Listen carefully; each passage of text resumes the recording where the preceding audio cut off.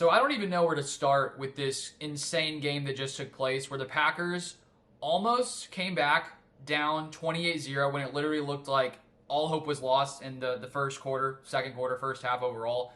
And they almost win this game. And just it's crazy thinking if Narvison wouldn't have missed those two field goals and the Packers had scored that final touchdown as they did, they would have been up 35-31. So that's obviously a problem. Kicker here. I'm not going to start or finish with that right now. We'll talk on that later. But this was just a wild game on all fronts because it was pretty much like two separate games. The first half, the Vikings dominated.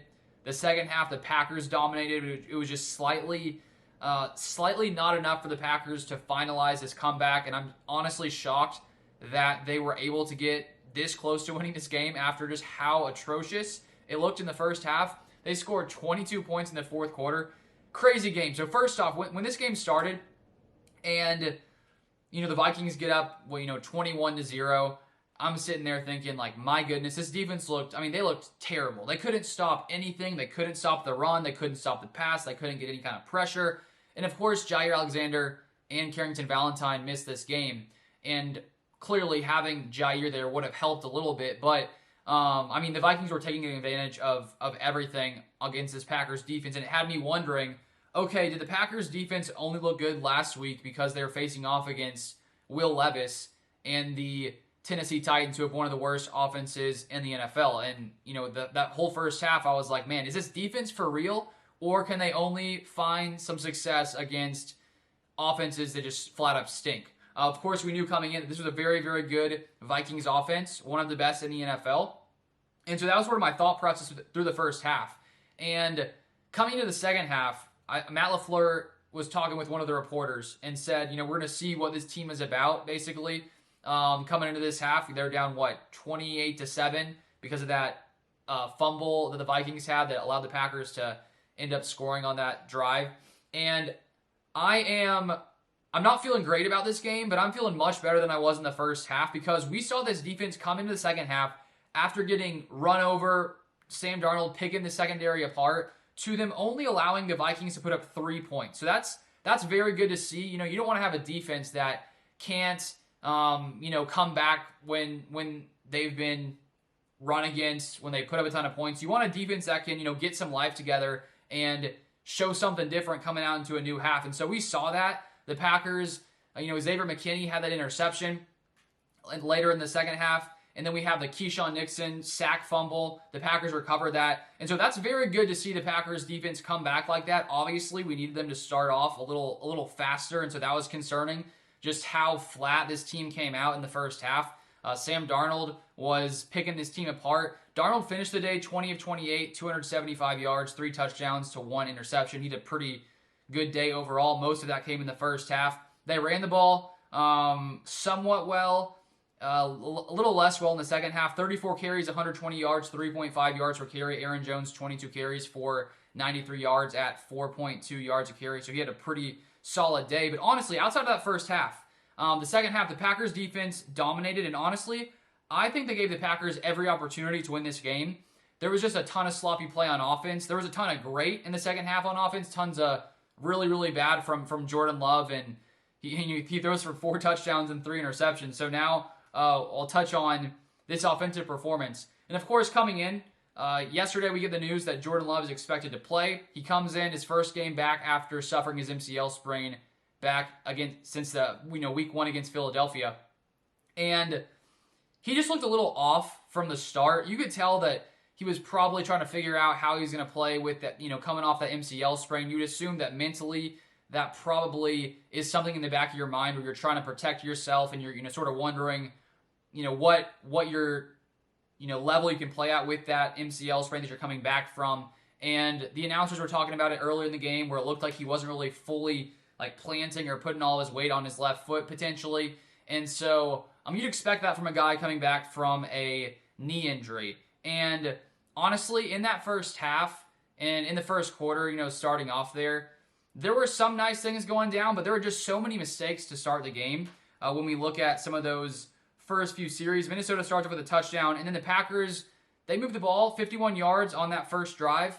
But then, of course, Narvison misses his first field goal of the day from only 37 yards. And, that just sort of takes the all the energy out of your offense when, Jordan Love comes back to his first drive. They're moving the ball somewhat well. They stall around in the Vikings territory, but, if you can start off 7-3, it's not terrible. But when you miss a 37-yard field goal, it's just like, come on. And it's just tough because the Packers cannot figure it out at kicker. For whatever reason, since Anders Carlson got drafted here, the Packers have been real bad at, finding a quality kicker. And so far, Narveson has not been good at all, unfortunately, and hopefully he improves. But to miss a 37-yarder, misses, I think it was a 49-yarder later. So that was sort of the start. And then the Packers' second drive, Jordan Love throws an interception. I think that's the one where Christian Watson got injured, which is very unfortunate.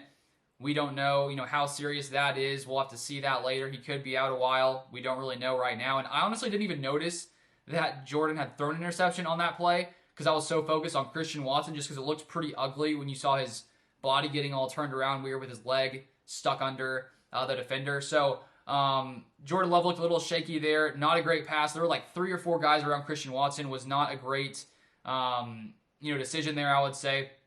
The Vikings then scored another touchdown, so it's 21-0. The Packers come back and miss another field goal. So it's like, if Narveson would have made those first 2 field goals, it's 21-6. Now, obviously, that's not good, but it's just, when your field goal kicker is missing, these field goals, it's just like, man, at the end it comes back to bite you. It did in this game. The Packers could have won this game if those field goals would have been made, even though Jordan Love had a very up and down day, I would say, because, if you look at Jordan Love's total stat line, it's pretty crazy. He threw the ball 54 times, 32 of 54, 4 touchdowns, 389 yards, 3 interceptions.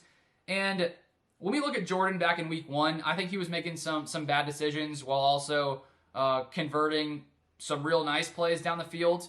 But right now, I still think that because he got injured after week 1, he wasn't able to get into any kind of rhythm where lots of these quarterbacks after 3-4 weeks, they've gotten that rust off from the offseason. They're sort of back into getting used to starting, playing football. And because Jordan Love suffered that injury, misses 2 games, it's like he's coming back to start once again, plus you're coming off an injury. And so I'm not that concerned about Jordan Love's interceptions, to be honest. I think that as he continues to play the next, 2, 3, 4, 5 weeks, I think that we'll see this offense be a little less sloppy. Because with Malik Willis as quarterback, he was doing a really good job of protecting the ball and not forcing any turnovers.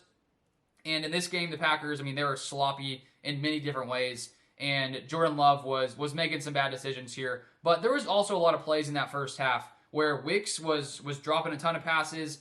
There was one where I think he would have scored a touchdown on one of those early drives. There was another one, he drops a 3rd down conversion.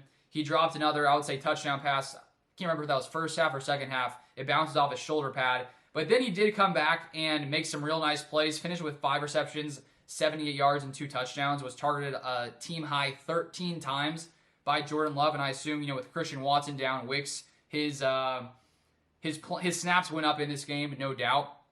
And so it was just too little too late, unfortunately, for the Packers, because if they would have played this way, if they would have played that second half from the first half, they win this game easily.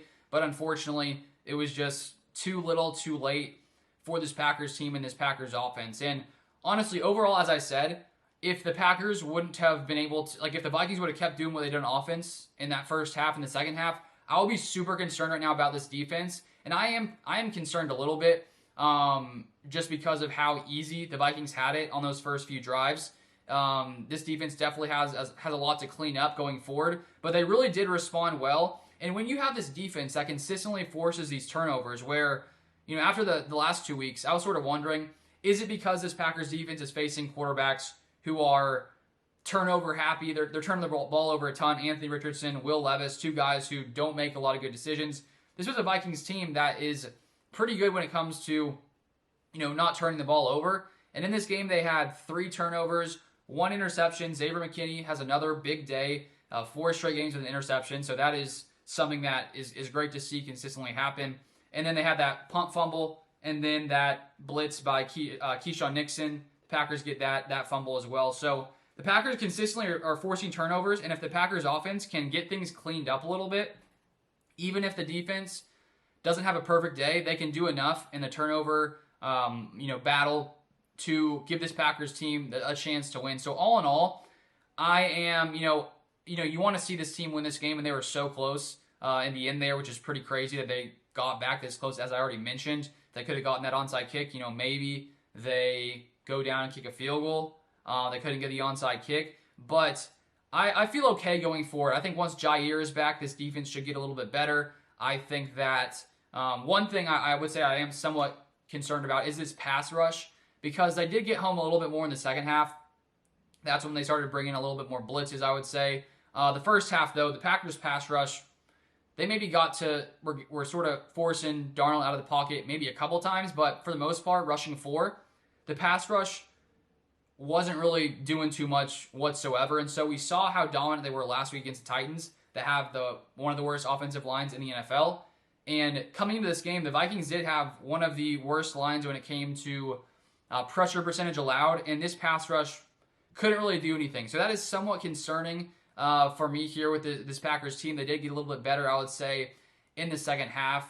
But all in all, they finished the day with only 1 sack. I think it was two sacks, actually, I believe. One was by Keyshawn Nixon, and I think the other sack, if I'm looking right here, was by Quay Walker. And Quay Walker, thinking about him right now, I think he's at his best when he's blitzing. I don't know what that means for him and what you sort of do with him. I think that you look at this Packers run defense for the day, it was okay. It wasn't terrible. It wasn't great. But they did hold him to 3.5 yards a carry, which is pretty good for the most part. But as I said, most of that came in the first half where the Vikings were just moving the ball at will. So tough to lose this game. The Packers now sitting at 2-2. But honestly, I'm not that concerned going forward, because I think that Jordan Love is going to clean up these interceptions as time goes by. And even when he turns the ball over like crazy, the Packers are still close in these games because of how good Jordan Love honestly is. Because he makes crazy throws. To be able to come back and some of those drives at the end there, where how much time did it take in that final drive when they're up? When they get to 29. That was 5 plays, 96 yards in a minute and 22 seconds. How many quarterbacks in the NFL can do what Jordan Love did at the end of that game? And I think that's one reason, you paid Jordan Love, is because he has that ability to come back even when he's thrown turnovers. Even though in this game he made a lot of bad decisions, he's able to drive the Packers down the field and put them in a position to potentially win this game. So I'm not concerned about Jordan Love. And honestly, for this Packers team overall, I think that there was a lot of good things in that second half. And going forward, I think this team is going to be okay. It's not if the game would have ended there, I'd be like, okay, this is terrible. This team stinks. But luckily, they sort of turned that around, and they still lose. A lot of cleanup, but a lot of good things in the second half. And we'll see what happens with Jordan Love and his injury. And you got to be kidding me.